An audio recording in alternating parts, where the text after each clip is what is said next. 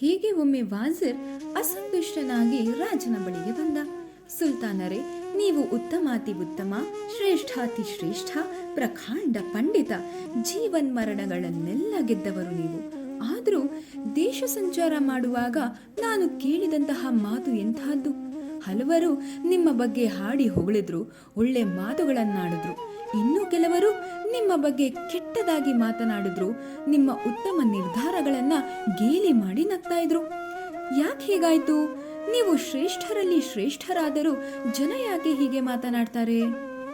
ಸುಲ್ತಾನ ನಕ್ಕು ಹೇಳ್ದ, ನನ್ನ ಆಳ್ವಿಕೆಗೆ ಒಳಪಟ್ಟ ರಾಜ್ಯದ ಪ್ರತಿಯೊಬ್ಬ ವ್ಯಕ್ತಿಗೂ ನಾನೇನೆಂಬುದು ಗೊತ್ತಿದೆ. ಒಟ್ಟು 7 ಸಂಸ್ಥಾನಗಳು ನನ್ನ ಅಧೀನದಲ್ಲಿವೆ. ಅವು ಅಭಿವೃದ್ಧಿಯೂ ಸಾಧಿಸಿವೆ. ಜನ ನನ್ನನ್ನ ಪ್ರೀತಿಸ್ತಾರೆ. ಆದ್ರೂ ನೀನ್ ಹೇಳಿದ್ ನಿಜ, ನಾನು ಇನ್ನಷ್ಟು ಕೆಲಸ ಮಾಡಬಹುದಾಗಿತ್ತು.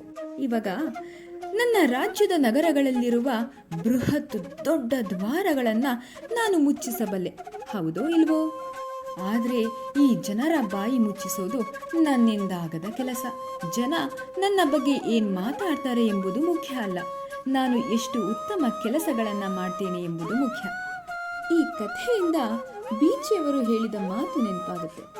ನಮ್ಮ ಕಿವಿಯನ್ನ ನಾವು ಮುಚ್ಚಿಕೊಂಡ ಮಾತ್ರಕ್ಕೆ ಆಡುವವರ ಬಾಯನ್ನ ಮುಚ್ಚಿದಂತಾಯ್ತೆ.